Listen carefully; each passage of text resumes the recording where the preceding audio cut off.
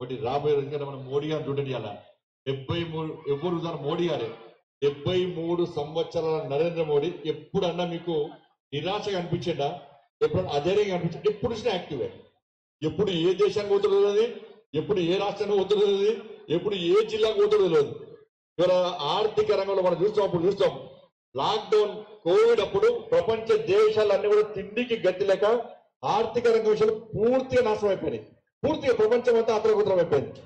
కానీ లాక్డౌన్ విధించి కరోనా ఉన్నప్పుడు కూడా నరేంద్ర మోడీ గారి యొక్క కృషితోని, వారి ప్రణాళికతోని, వారికి ఆలోచనతోని ఇలా 5వ 10వ స్థానం నుండి దేశ ఆర్థిక వ్యవస్థను ఇలా 5వ స్థానం తీసుకొచ్చి మళ్ళీ ఒక అవకాశం ఇవ్వండి, 3వ స్థానానికి తీసుకొస్తా, 2047 వరకు ఈ దేశాన్ని ప్రథమ స్థానంలో తల్లి భారత మాతను విశ్వ గురు స్థానంలో ప్రతిష్ట అని చెప్పి ఒక మొండి ధైర్యంతో ముందుకు వస్తున్న నరేంద్ర మోడీ మనకు పెద్ద ఉదాహరణ.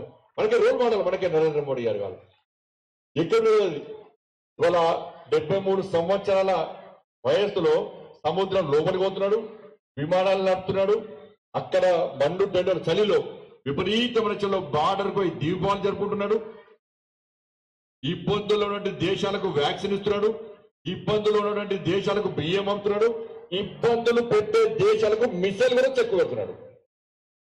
అటువంటి గొప్ప వ్యక్తి నరేంద్ర మోడీ గారు. కానీ ఇటువంటి వ్యక్తులను మనం హీరోలుగా చదవమని చూపటాలి తప్ప అర్థం పొర్థం లేని పనికిరాని వ్యక్తులను హీరోలుగా మనం చూపెట్టే ప్రయత్నం చేస్తే మన పిల్లలు కూడా అదే విధంగా తయారవుతున్న విషయాన్ని ఒకసారి మీ అందరూ గుర్తుంచుకోవాల్సిందిగా.